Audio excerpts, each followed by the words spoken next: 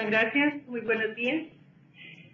Para dar inicio a esta presentación, necesariamente es importante mencionar que el curso que recibimos en la ciudad de Panamá se hizo con base en el Manual Práctico de Naciones Unidas sobre Precios de Transferencia para Países en Desarrollo.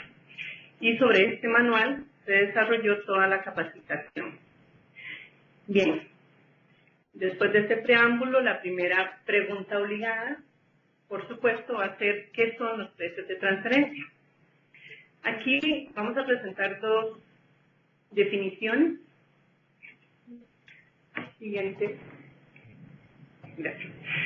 La primera de ellas, que es traducción del manual, donde dice que los precios de transferencia se refieren al término general para la tasación de las transacciones transfronterizas, transacción intragrupo entre partes relacionadas.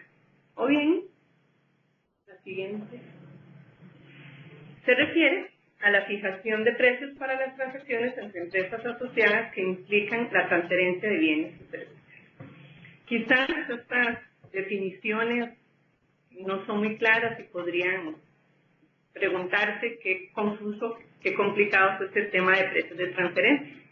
En realidad vamos a desglosar algunos elementos relevantes de la definición para que les quede más claro a todos. Importante mencionar que gracias al desarrollo de la tecnología, a los medios de transporte y las comunicaciones, se ha dado origen a muchas empresas multinacionales. ¿Qué implica esto? Que estas empresas tienen la flexibilidad de ubicar a sus compañías, a sus operaciones o a algunas de las actividades dentro de sus operaciones prácticamente en cualquier parte del mundo. Esto provoca que entre estas empresas se den transacciones de bienes y servicios, que vamos a llamar operaciones intragrupo. Ahí entonces veríamos el primer término clave de esta definición, que son precisamente las transacciones. Cuando estamos hablando de precios de transferencia, nos referimos a transacciones que se realizan entre empresas asociadas. Importante resaltar que nos estamos refiriendo a transacciones de bienes y servicios que realmente se dan, puesto que si estas transacciones no se dan, por el contrario, se hace una simulación, estamos ante una situación que no corresponde a precios de transferencia, sino a otra temática. Las empresas asociadas, tal como mencionábamos hace un momento, son estas empresas multinacionales que se han visto beneficiadas con la globalización, llevan a cabo estas transacciones de manera transfronteriza. Al decir transfronteriza nos estamos refiriendo al comercio internacional y por ende podemos de esta manera gráfica enfocar la definición de precios de transferencia como aquellos precios que se fijan para las transacciones entre empresas asociadas de manera transfronteriza.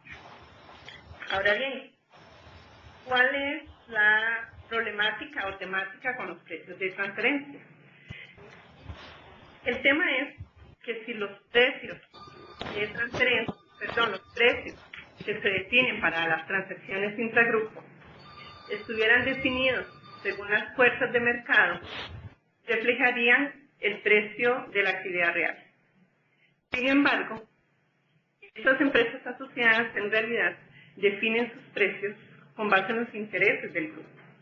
Al definir los precios con base en los intereses del grupo, van a trasladar, en términos generales, los beneficios o sus ganancias a jurisdicciones tributarias donde se tienen bajas tasas de tributación o nulas, y van a trasladar las pérdidas a las jurisdicciones donde las tasas de tributación son más altas.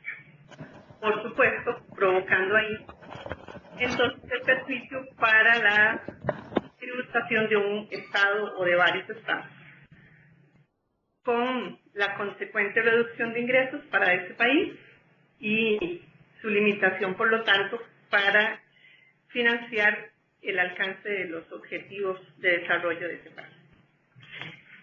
Ante esto, surge entonces la necesidad de que las administraciones tributarias realicen estudios y análisis de precios de transferencia. ¿Y qué es lo que se persigue con estos estudios? Vamos a ver en la siguiente diapositiva. El primero de ellos, por supuesto, va a ser intentar determinar los precios adecuados para estas transacciones. Mediante técnicas, mediante estudios que siguen un protocolo que más adelante se va a poder presentar. Otro de los objetivos es asegurarse que los ingresos de cada una de las jurisdicciones reflejen la actividad económica real que se llevó a cabo en ese país. La siguiente. Y la siguiente. Otro de los objetivos que se persiguen es que dos o más administraciones se puedan sentar a tomar acuerdos transfronterizos sobre una fijación apropiada de precios de los contribuyentes y entre los países que se están viendo afectados. Además, otro objetivo que persigue un análisis de precios de transferencia es evitar que se vaya a dar una doble tributación, es decir, que una misma renta esté tributando en un país y en otro o en más. Y no menos importante, también se persigue que las rentas no queden exentas de tributación. Podemos pasar. Estos 4 objetivos son básicos para a tomar en cuenta cuando se lleva a cabo un estudio de precios de transferencia. Todavía no. Ahí. Ahora bien, para que nos quede un poco más gráfico el tema de precios de transferencia, voy a presentarles un ejemplo muy básico sobre lo que podría ser un precio de transferencia. Vamos a tomar a Japón como ejemplo. En Japón vamos a asumir que hay una empresa que produce vehículos. Ahora sí. Estos vehículos se los vende otra vez a Alemania, pero a través de una filial que a su vez los vende a una concesionaria independiente. Esta concesionaria independiente va a ser la que va a venderle los vehículos al cliente final. El precio de esos vehículos por unidad va a ser de $13,000. Pero si este mismo vehículo, lo vendiera a Francia, que es otro país europeo, podemos pasar, y se lo vende en $17,000, podemos visualizar que hay una diferencia importante de precio por unidad. Ya por cantidad de carros se vería una diferencia más abultada. Ahora bien, aquí tendríamos que preguntarnos cuál es el precio correcto en que se debió haber vendido este vehículo. Pues bien, aquí no tenemos los elementos suficientes porque, como les mencionaba, es un ejemplo muy básico. Si bien es cierto, el vehículo se le vende a Alemania, a una subsidiaria suya, en $13,000 y a Francia en $17,000, tendríamos, dentro de un análisis de precios de transferencia, entrar a valorar las condiciones de venta de esos vehículos. Por ejemplo, quién está asumiendo el flete, quién asume los seguros, o el mercadeo, o el financiamiento de esta transacción. Esto para mostrar que no es tan simple el tema de precios de transferencia como decir que un mismo bien o servicio se tiene que vender al mismo precio a cualquier destino y a cualquier cliente, sea independiente o una subsidiaria de la empresa o de casa matriz. Entonces, esto nos lleva a conocer un poquito cómo se desarrollan las empresas multinacionales dentro del marco comercial. Pasamos a la siguiente. Ahí. Gracias. Pues bien, el primer tema que vamos a tocar dentro de lo que es el marco comercial de las empresas multinacionales es la operación global. Cuando hablamos de operación global, por supuesto, nos estamos refiriendo a operaciones a nivel mundial, pero también a nivel regional o a nivel en alguna zona específica, por ejemplo el Cono Sur, o solamente dentro de Europa, o en todo el orden. Estas operaciones globales, las empresas multinacionales, como veíamos al inicio, utilizan filiales extranjeras o establecimientos permanentes que vienen a constituirse como sus sucursales. Surge entonces la pregunta, bueno, ¿por qué una empresa multinacional prefiere operar con una filial o con una sucursal? Podemos mencionar 3 razones, sin que sean las únicas, y la primera de ellas es que sus costos son más económicos. Efectivamente, en un momento vamos a ver algunos ejemplos de por qué sus costos disminuyen. La otra razón podría ser el control de las operaciones. Al trabajar con sus propias filiales, sus propias sucursales, el control de toda la actividad la tiene una misma empresa o un mismo grupo. Y por último, les permite tener dentro de ese mismo grupo la propiedad intelectual sin que tenga que salir a terceros. Ahora bien, con el tema de los costos, con el tema de los costos, como les mencionaba, los costos transaccionales entre empresas multinacionales resultan ser más bajos. Cuando hablamos de costos, estamos hablando, bueno, de costos de negociaciones, costos de contratación. Y con un ejemplo muy sencillo, quisiera hacer ver por qué son más baratos. Asumamos el mismo ejemplo de los vehículos que vende Japón a Alemania o a Francia.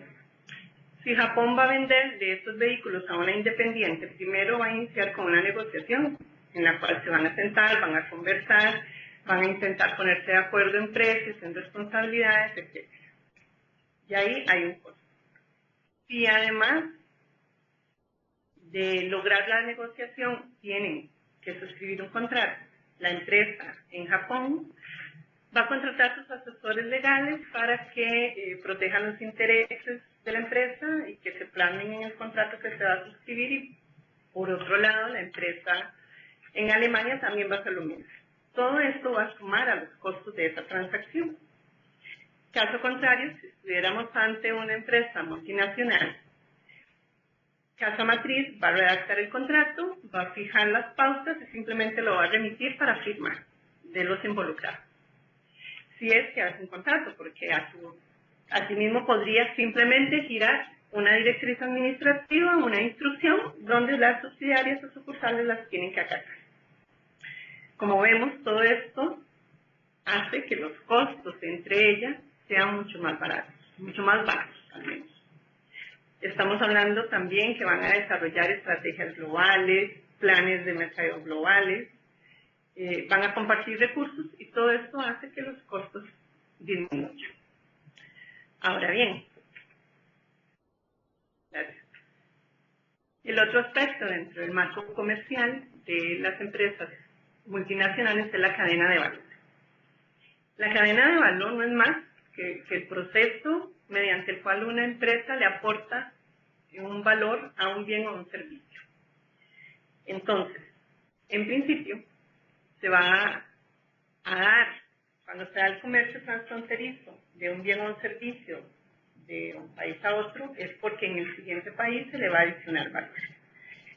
Todos estos elementos son considerados por las empresas multinacionales para definir sus estrategias de operación y comercial. También es importante mencionar los aspectos que las estructuras legales de estas empresas tienen que ser consideradas. Dentro de las multinacionales van a definir claramente cuál es la responsabilidad legal de cada una de las empresas involucradas, sea de caso matriz o de la sucursal. También se van a definir los controles y los riesgos que asume cada una. Bien. Se van a distribuir los costos de las obligaciones administrativas y normativas entre casa matriz y subsidiarias, cuál porción le va a corresponder a cada una, y cómo va a ser la operación y quién va a asumir el tema de los impuestos, que es, en principio, el tema que a nosotros más nos interesa. Siguiente. Siguiente. Con respecto a los impuestos, es importante mencionar el tema del tratamiento fiscal. En este curso, como les mencionamos al inicio, que fue dado por la ONU, se nos comentó que por lo menos en Estados Unidos hay dos formas de que se dé este tratamiento fiscal.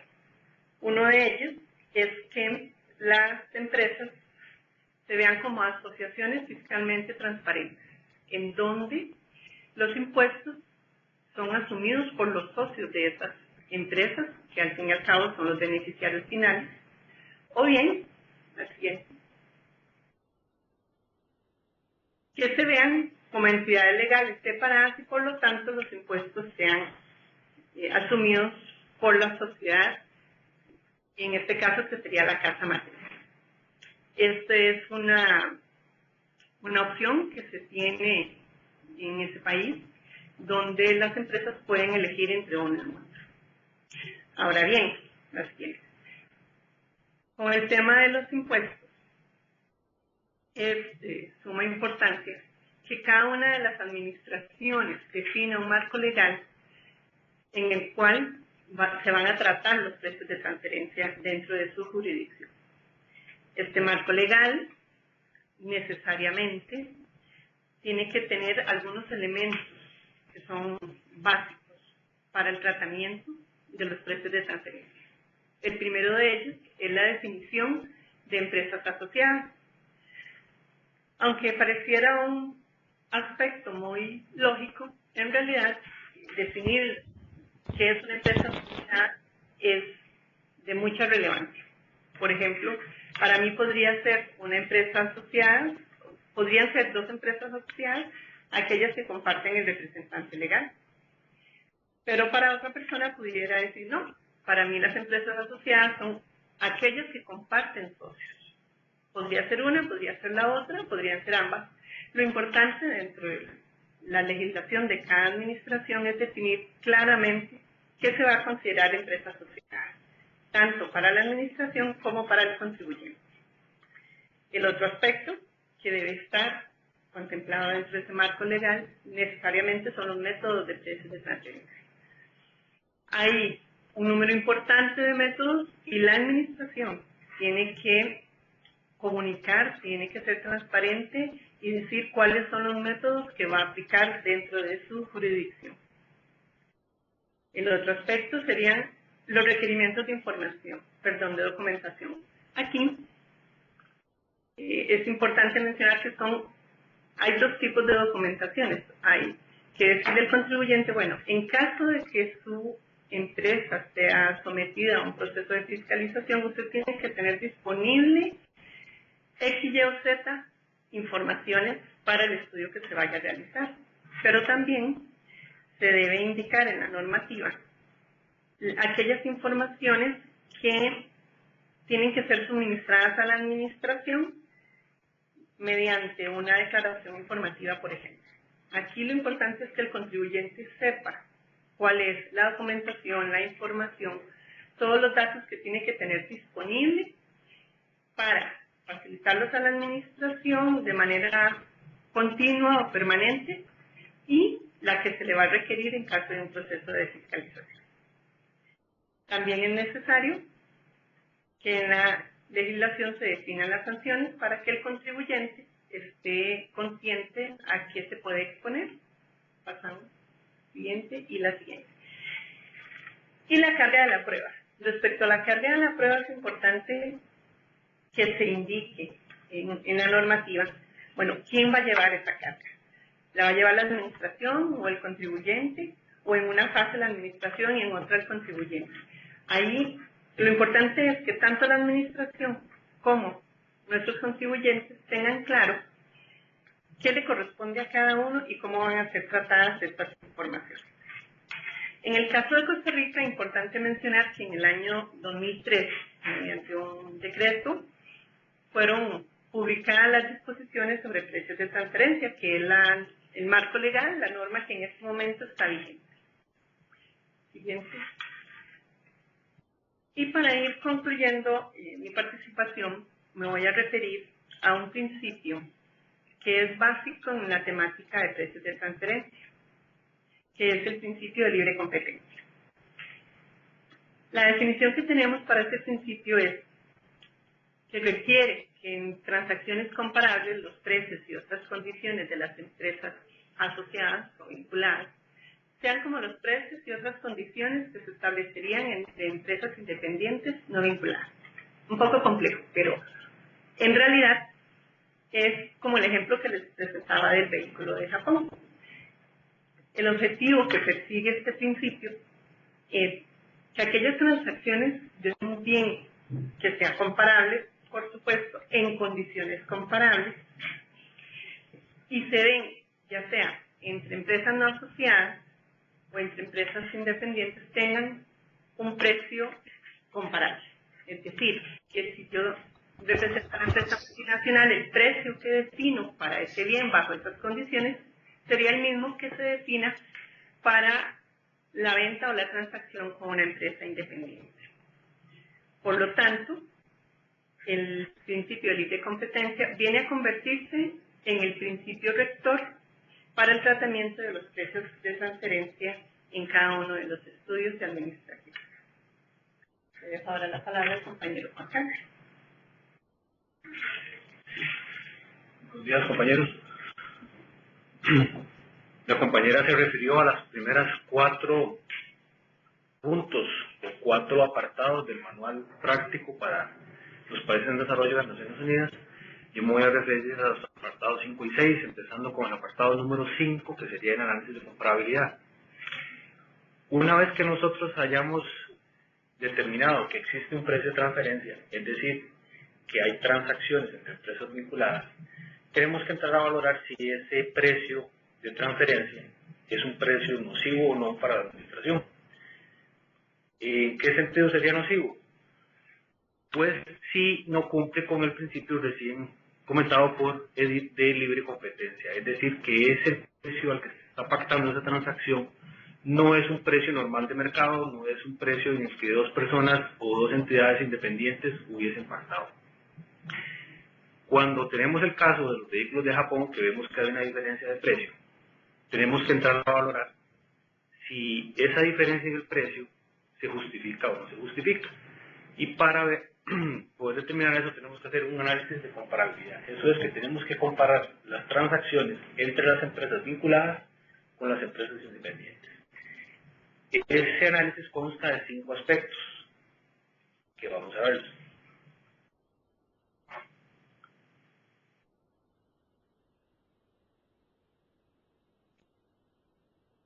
El primer aspecto del análisis son las características de bienes y servicios.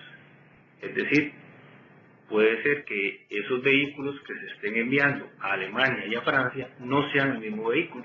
Puede ser que el vehículo que se envía a Alemania, que es más barato, tal vez tenga un poquito menos de extras. No tenga aire acondicionado o no tenga dirección hidráulica, por ejemplo. Y el que se envía a Francia sí. Entonces, estamos diciendo que, claro, hay una diferencia en el precio porque el bien en sí mismo no es idéntico. Entonces, tenemos que, el primer aspecto que tenemos que ver es si efectivamente estamos transando el mismo bien o el mismo servicio. Posteriormente, tenemos que hacer un análisis de las cláusulas contractuales. ¿Qué significa eso? A la hora de vender vehículos sabemos que los vehículos requieren de una garantía, requieren de un servicio de repuestos, de un servicio de mantenimiento, de varias puntos postventa. Entonces tenemos que ver si en el contrato el independiente asume o no asume esos elementos postventa y si el relacionado sí. ¿Por qué?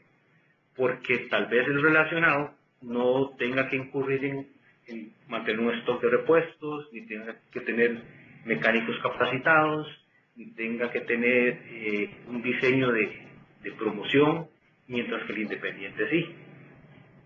Entonces, si esas cláusulas contractuales hacen que uno de los dos, que el independiente o el relacionado, tengan que incurrir en más actividades, pues es de lógico de que la persona que incluye más actividades y que tenga más gastos, pues necesite una remuneración adicional.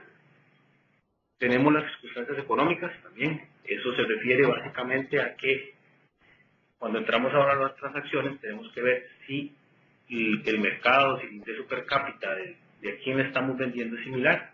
Por ejemplo, tenemos el caso de si vamos a ingresar en un nuevo mercado donde sabemos que el ingreso per cápita es menor, pues posiblemente la empresa como estrategia para poder vender va a tener que reducir sus márgenes para poder ser competitivo, porque si no sería inaccesible para el consumidor de ese país con un ingreso menor. Otro punto sería las estrategias empresariales. Eso nos habla de que a veces una empresa decide incursionar en un mercado y tiene que, como estrategia, entrar con una estrategia muy agresiva de bajo precio para lograr conseguir mercado, o tal vez también existe la posibilidad de que existe un producto nacional en ese mercado muy posicionado que tal vez cueste 200 colones, tal vez el costo de mi producto, o tal vez yo pretendería vender ese producto tal vez en 250, pero tengo que seguir una estrategia de precio de siga líder. Entonces, si el líder del mercado está vendiendo en 200, yo tengo que vender en un precio similar o menor para poder hacer mi mercado. Y por último tenemos el análisis funcional. El análisis funcional consta de 3 elementos, que es la evaluación de los activos, de los riesgos y de las opciones. Cuando decimos activos, riesgos y funciones, tenemos que analizar cuál es la inversión en activos que tiene mi empresa relacionada contra una empresa independiente. ¿Cuáles son los riesgos que está asumiendo mi relacionada versus el independiente? ¿Y cuáles son las funciones que desarrolla la relacionada contra el independiente? ¿Por qué? Porque dependiendo de la creación de valor, así se supondría que debe establecerse el precio. No sería lo normal que una empresa que tiene muy alta inversión en activos versus otra que casi no tiene y que las dos ganen lo mismo.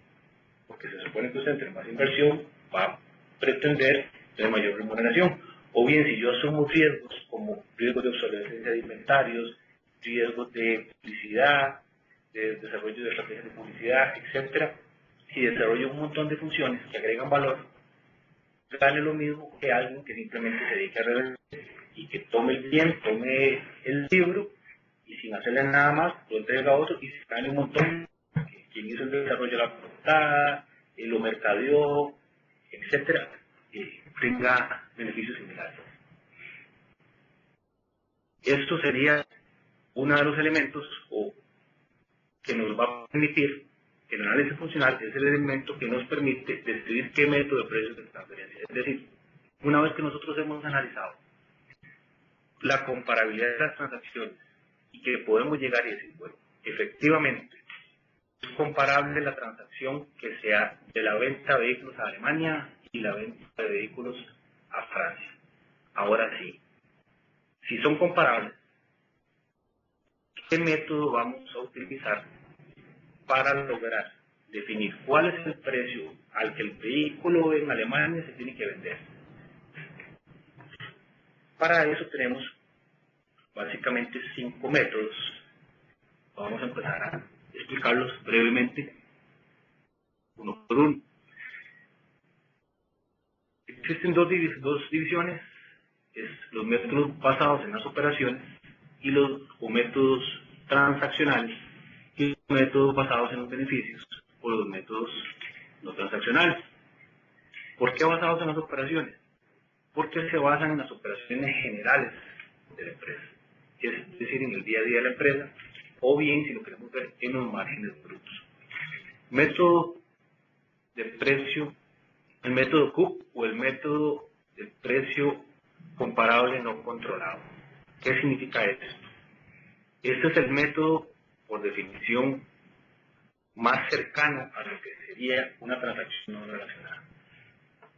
¿Qué es el precio comparable no controlado? Es el precio en el que un mismo bien o servicio se le vende a un independiente y a un relacionado.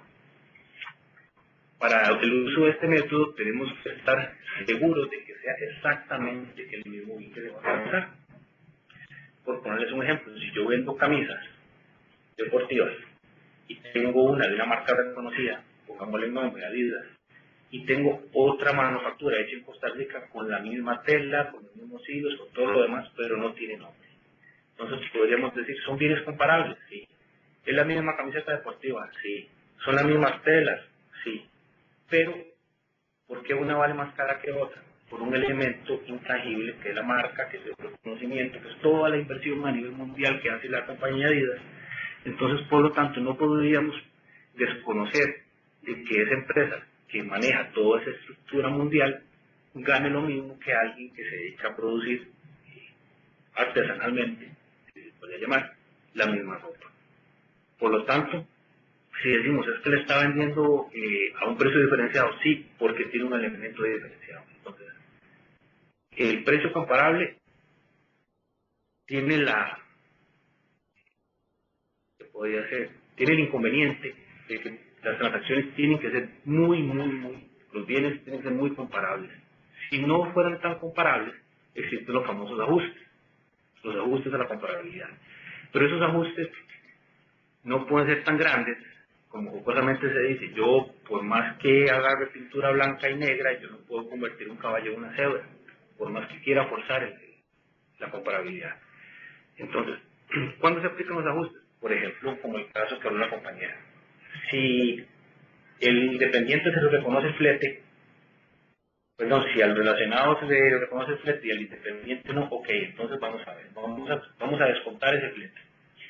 Si la publicidad es global, la está asumiendo, y por otra parte el independiente tiene que hacer su propio gasto en publicidad, entonces vamos a reconocer ese monto correspondiente a la publicidad.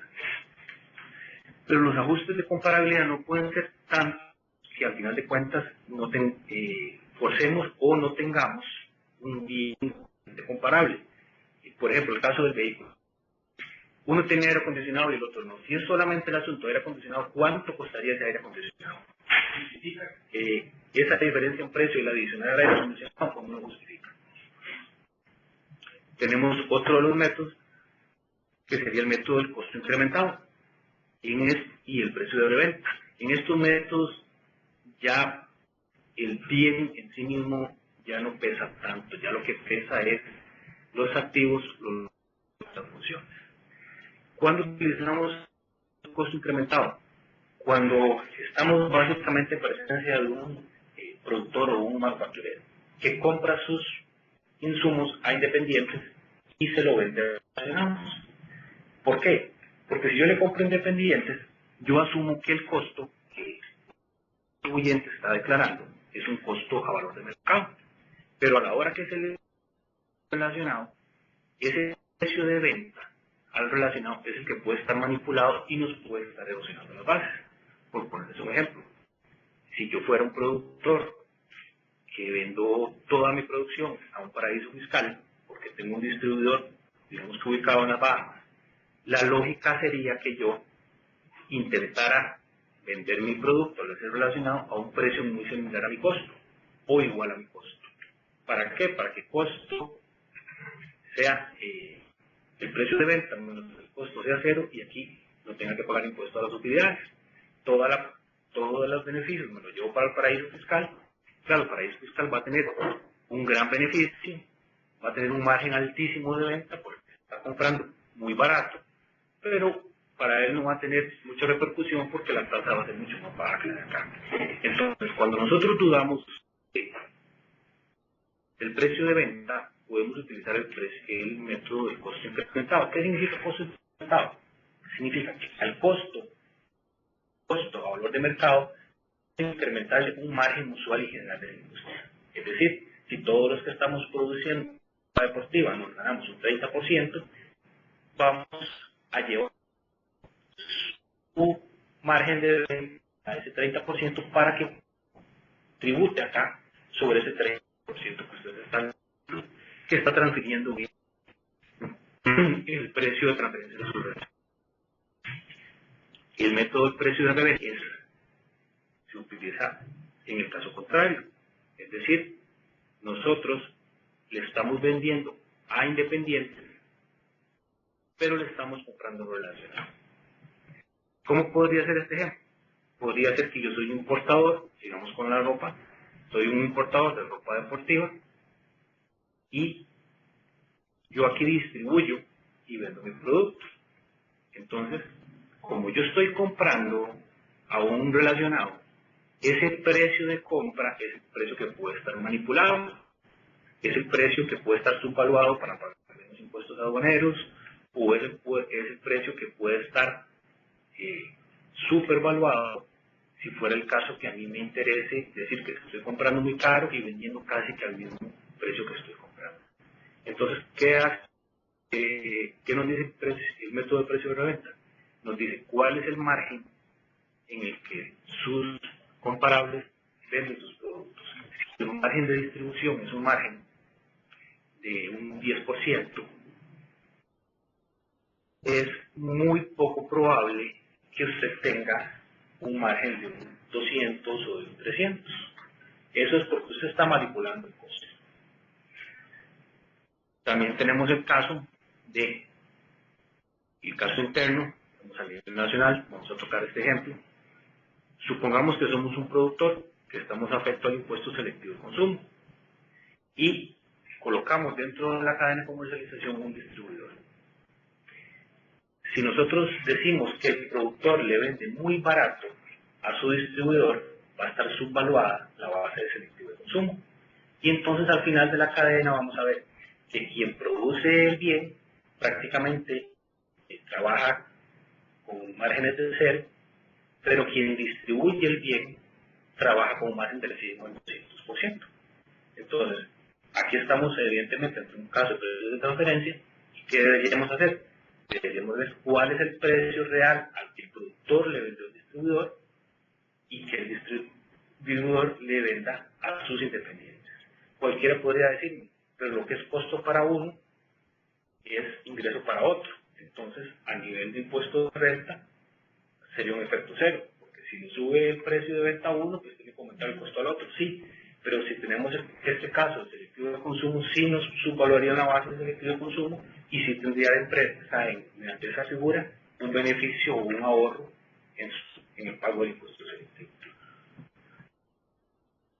Cuando nosotros no podamos utilizar alguno de estos métodos basados en las transacciones, vamos a tener que utilizar los otros dos métodos que están basados en los beneficios globales, tomando en cuenta ya no solo la parte de arriba del estado de resultados, la parte de la utilidad operativa, sino vamos a tener que irnos a los márgenes netos. ¿Cuál es el inconveniente de utilizar los márgenes netos? Que ahí sí tiene que ser un poquito más detallado el análisis en cuanto a ver si los gastos representan o no representan una culpabilidad de las transacciones. Es decir, si en este caso las funciones, mercadeo, publicidad, investigación y desarrollo, etcétera, son similares, porque si no fueran similares tendríamos que hacer unos ajustes de comparabilidad para ir descontando de la línea de gastos y poder llegar y decir que los márgenes netos son similares, o que las funciones son similares, los activos y los riesgos, por lo tanto que podríamos comparar sus márgenes netos.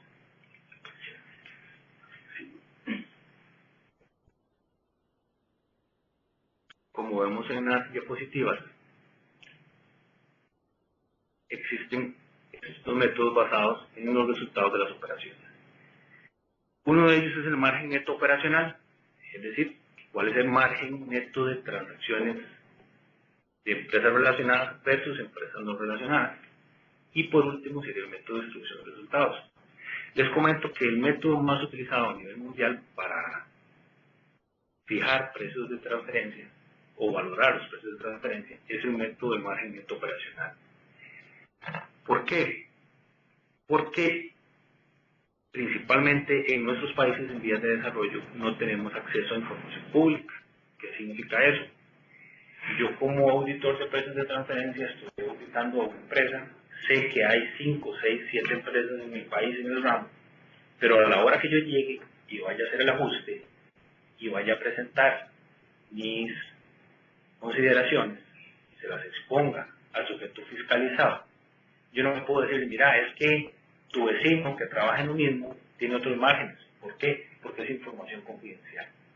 Aunque yo la sepa, yo no puedo decirse al otro, te estoy comparando con la compañera porque ella gana más. Entonces tenemos que irnos a acceder a bases internacionales de datos con información pública, con información de empresas cotizadas en bolsa. Entonces ahí sí podemos llegar y decirle, mire, el promedio de la actividad de distribución de partes electrónicas para vehículos es de un 20% y su promedio, su margen está fuera de ese rango de mercado, por lo tanto vamos a hacer el ajuste. Por último tenemos el método de distribución de beneficios o distribución de resultados, y eso es cuando nosotros, como el ejemplo del distribuidor y productor de bienes, cuando nosotros tenemos el precio o el costo de un bien y el precio final de venta, supongamos que el precio del bien, el costo de producir el bien es de 100 colones, el precio final de venta es de 300 colones, entonces vemos que hay una adición de valor de 200 colones, entonces tenemos que llegar y decir, bueno, de esos 200 colones, que esa transacción generó valor, ¿cuánto le corresponde a cada una de las partes vinculadas? Corresponde 100-100, corresponde 150-50, eso dependerá del análisis de comparabilidad, del análisis funcional, de activos, riesgos y funciones, y ver cuál función o quién genera más valor. Decirte un ejemplo, el ejemplo más sonado, el ejemplo donde se ha hecho un ajuste mayor a precios de transferencia es el caso de Glaxo. Ese caso es un caso que resuelve la IRS, un caso que tardan años para resolverlo, y básicamente el litigio era lo siguiente: Glaxo Inglaterra generaba el activo intangible, generaba la fórmula, generaba la medicina, la enviaba a Estados Unidos distribuía, promocionaba el producto, llenaba el mercado del producto, y al final de cuentas el litigio se concentra en ver a quién le corresponde la mayor parte. ¿Qué es más importante?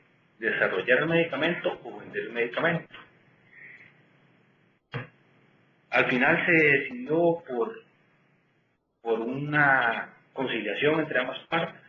Al final el IRS renuncia a un 50% de lo pretendido inicialmente. Tardan años la discusión, pero eso es como modo de ejemplo para que ustedes vean que en dos jurisdicciones de primer mundo, el G20, un litigio de este tipo tarda 5, 6, 7 años. Lo que pretendía el IRS con todo su músculo, de que yo soy el más fuerte, de que mis labores son las más esenciales, no importa qué medicina produzcan, si yo no la mercadeo, eso no se va a vender. Aún así, es tan complejo el tema que prefieren renunciar al 50% de sus pretensiones y terminar el caso. Esto sería básicamente, muy brevemente, lo que podrían ser los precios de transferencia, como explicó la compañera. Son precios en el que dos partes vinculadas se ponen de acuerdo. Podemos decir que el precio de transferencia es un mal en sí mismo, no para nada.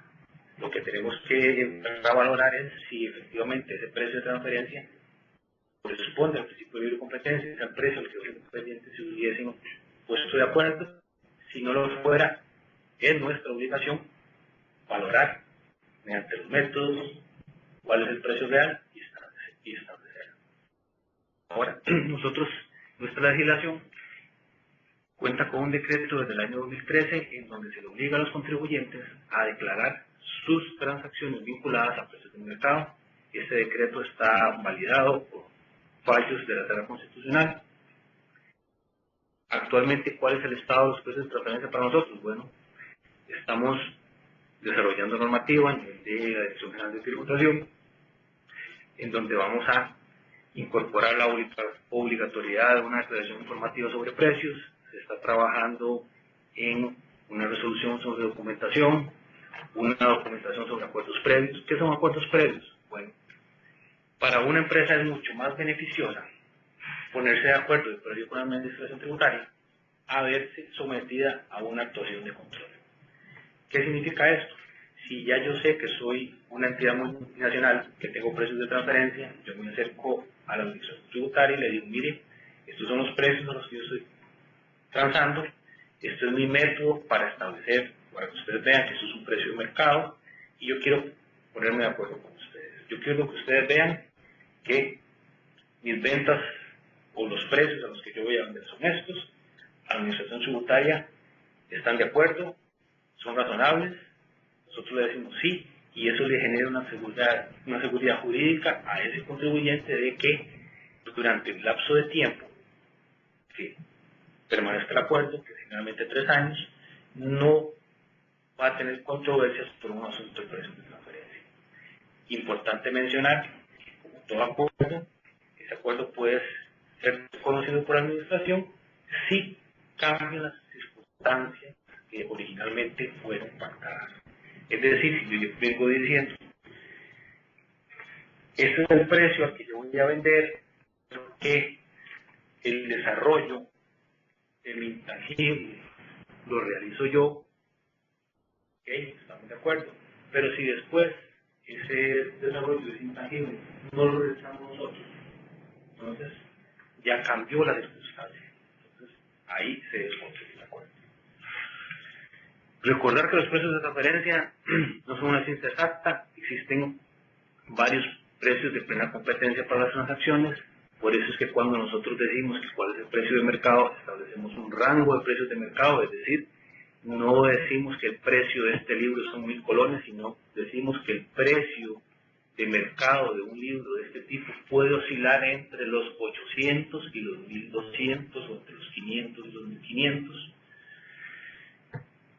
Para eso utilizamos fórmulas estadísticas, fórmulas medianas, hacemos los ajustes y básicamente sería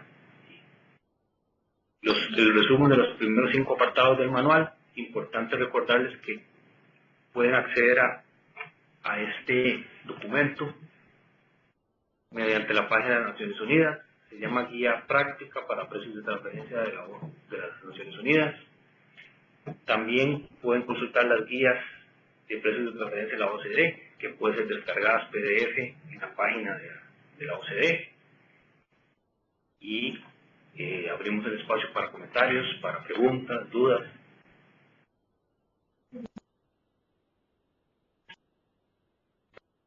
Tenemos una consulta por parte de don Marcos Segura. Y les tengo una duda, ¿por qué si el decreto del 2003 está vigente, aún no se han desarrollado ningún documento? Documento me imagino que se refiere a la declaración informativa. La declaración informativa está en desarrollo, ha sido un proceso que ha venido desarrollándose en el transcurso de este año. Se mentiría si le digo una fecha exacta para cuándo está esa declaración informativa, pero sí le adelanto que ya está en desarrollo, que está en la resolución como tal, o la propuesta de resolución ya está hecha y esperaríamos que en el muy corto plazo estar comunicando cuándo entraría en vigencia la obligatoriedad de presentar la declaración informativa. Tenemos aquí, muchas gracias. Por parte de doña Floribel Chávez, buenos días. El método de libre comparable, ¿qué variables se deben considerar para establecer que las mercancías son comparables? El método CUP o el método de precio comparable no controlado, ¿qué variables? Tenemos que ver si efectivamente las condiciones, estamos ante el mismo bien, es decir, tenemos que ver las características propias del bien, los usos del bien, la composición de ese bien. Este método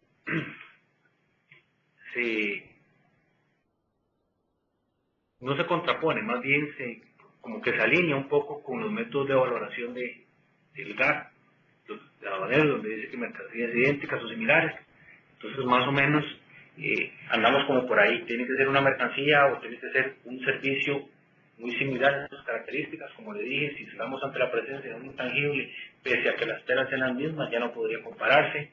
Si estamos ante la presencia de un cereal que se vende etiquetado con un empaque muy llamativo para niños, etcétera, y es el mismo cereal que se vende a granel en una bolsa blanca, pues si estamos ante, cualquiera podría decirlo, no es lo mismo, uno tiene la publicidad implícita, el otro no, se harían los ajustes. O sea, si realmente estamos hablando del mismo bien y es un asunto de empaque, podríamos valorar ese empaque y ver el bien en sí mismo. Sí, quizás ahí importante recordar lo que mencionaba Juan Carlos cuando explicó el método, que por lo menos con este método esos ajustes tienen que ser como muy pocos, ¿verdad? Porque no podemos ajustar tanto que al final estamos comparando un caballo con una cebra, como decía Juan Carlos. Es un método que sí requiere casi que el bien o el servicio sean idénticos entre sí. ¿Estamos ahí claros con la consulta de Flori? Por acá tenemos otra consulta que nos entra de don Ricardo Castillo. Cuando se realiza la consulta al proveedor sobre precios de productos, estos definen venir certificados. Presumo que lo que nos está consultando es si dentro de un proceso de fiscalización se está analizando precios de transferencia y vamos a preguntarle a un tercero, que sería el proveedor de la empresa auditada, a los precios que ellos utilizan, si estos precios o esta información tiene que venir certificada. Bueno, en realidad debe de presentarse, en caso de que la administración así lo considere, con todas las formalidades, todas las pruebas de que los datos que nos están dando son los reales y que no son datos que podrían luego ser desvirtuados por la empresa que está siendo fiscalizada. Pero esto no sería únicamente para un análisis de precios. En realidad, cualquier proceso de fiscalización, la información que se utilice de terceros tiene que ser absolutamente real. ¿Estamos claros, don Ricardo? ¿Hemos atendido la consulta? Estamos claros, bien, era la consulta, don Ricardo. Dice doña Gina Carmona, pregunta, ¿los métodos son de libre escogencia? Sí, correcto. La técnica nos dice que la información hace el método, es decir, no hay prelación de métodos. Dependiendo de la información que tengamos, vamos a escoger el mejor método para llegar a ese valor tan deseado de mercado que es el que andamos buscando. Tenemos una consulta más, dice a nombre de don Esteban Chávez. A nivel de fiscalización, se han hecho estudios sobre precios de transferencia. Si ustedes conocen al respecto, ¿qué resultados han obtenido a nivel de instancias superiores a la administración tributaria? Sí, correcto, se han hecho ajustes por precios de transferencia y han sido confirmados por el Tribunal Fiscal. Actualmente la Dirección de Grandes Contribuyentes desarrolla estudios o actuaciones de fiscalización donde la área de riesgo son precios de transferencia. Por estar cerca de un desarrollo, pues no se pueden dar mayores datos, pero sí, los precios de transferencia en Costa Rica sí se han auditado, sí se han revisado y vamos para adelante con ese tema. Ok, perfecto. Vamos a atender las dos últimas consultas. Tendrían una de doña Rosana Castillo y doña Floribel. Doña Rosana nos dice, buenos días, ¿a partir de cuándo los contribuyentes deberán presentar las propuestas de determinación de precios de transferencia? ¿Y qué área de la DGT realiza el estudio? Gracias.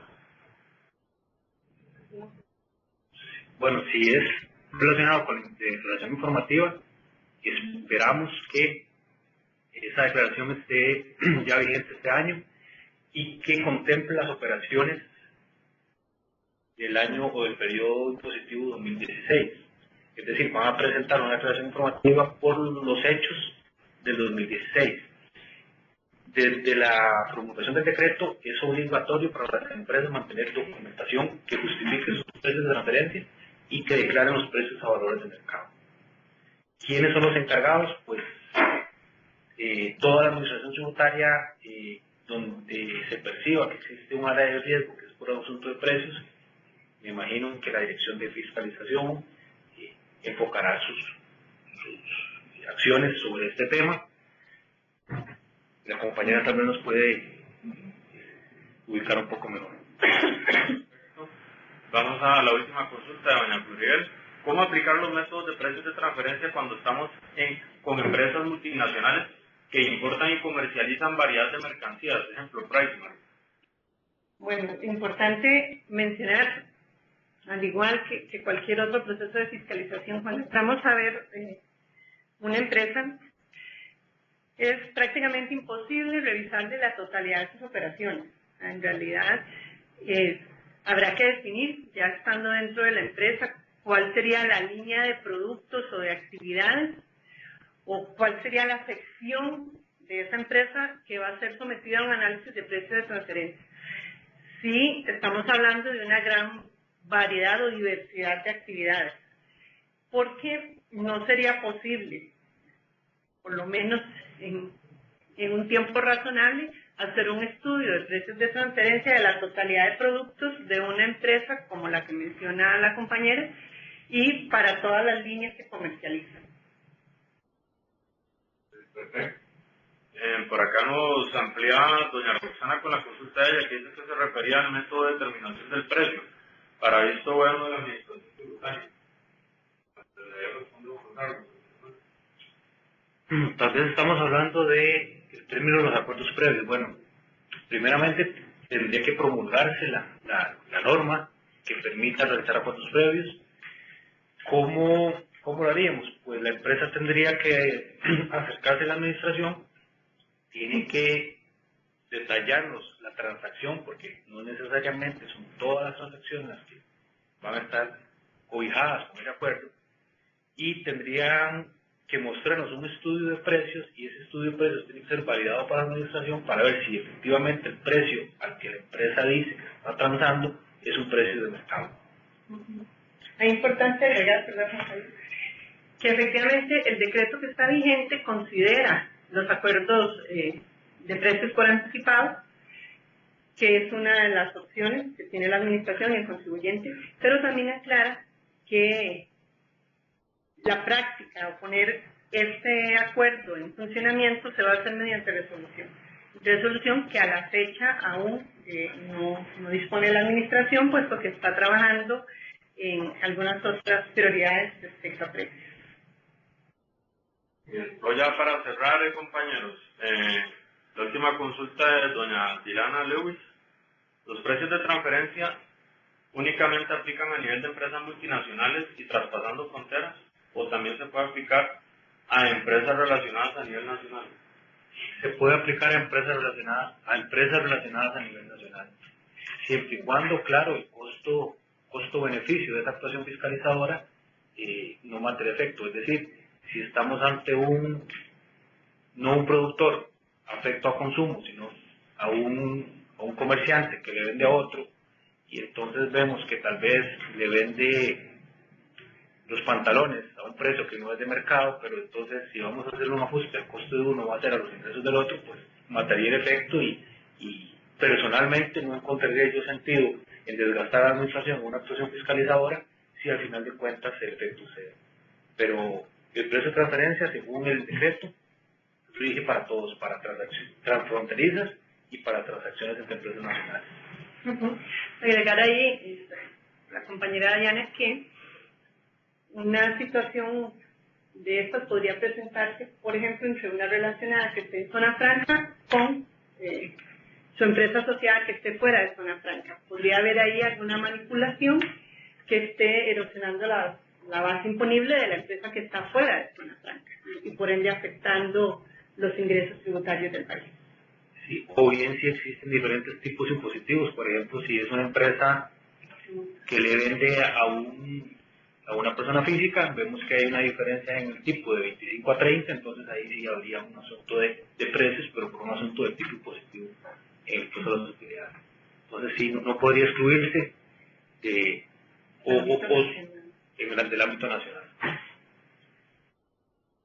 Bueno, compañeros, estaríamos entonces haciendo el cierre de la videoconferencia del día de hoy. Agradecer aquí a los compañeros, a Juan Carlos y a doña Edith, que nos acompañaron. Esperamos haber aclarado todas sus consultas y agradecer al todo público presente. Muchísimas gracias. Esto sería todo por el día de hoy. Nos veríamos en una nueva conferencia. Sería todo y muy buenas tardes.